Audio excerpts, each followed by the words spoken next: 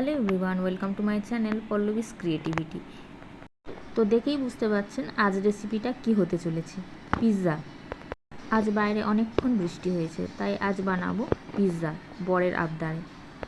তো দেরি না করে চলুন ঝটপট রেসিপিটা দেখে নিই।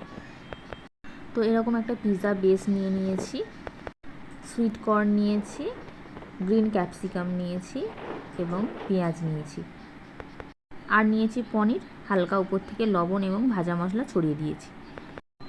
পিৎজা বেসের সাইজে একটা স্টিলের প্লেটের মধ্যে একটু বাটার মাখিয়ে নিয়েছি।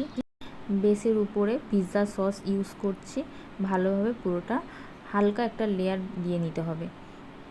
এরপর ইউজ করছি মোজারেলা চিজ, এরপর ইউজ করছি পেঁয়াজের স্লাইসগুলো এবং এরপরে দিয়ে দিচ্ছি গ্রিন ক্যাপসিকাম। তার উপরে দিয়ে দিলাম সুইট কর্ন। আপনারা চাইলে yellow bell pepper, red bell pepper use করতে পারেন। সব কিছু দেওয়া হয়ে গেলে হালকা হাতে সামান্য লবণ, অরিগ্যানো এবং চিলি ফ্লেক্স দিয়ে দিতে হবে। কড়াইয়ের মধ্যে আমি একটা স্ট্যান্ড আগে থেকেই বসিয়ে গরম করে নিয়েছিলাম, তার উপর প্লেটটা দিলাম এবং পিৎজা বেসটা দিয়ে দিলাম।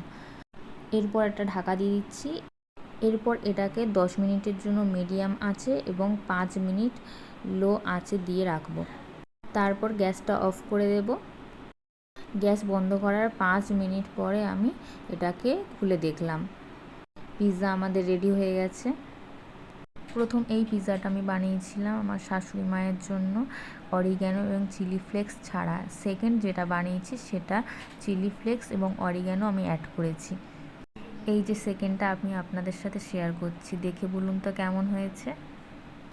সত্যি বলছি, খেতে অসাধারণ হয়েছে। আপনারা বাড়িতে ট্রাই করুন এভাবে এবং আমাকে কমেন্টে জানান যে কেমন লেগেছে আপনাদের।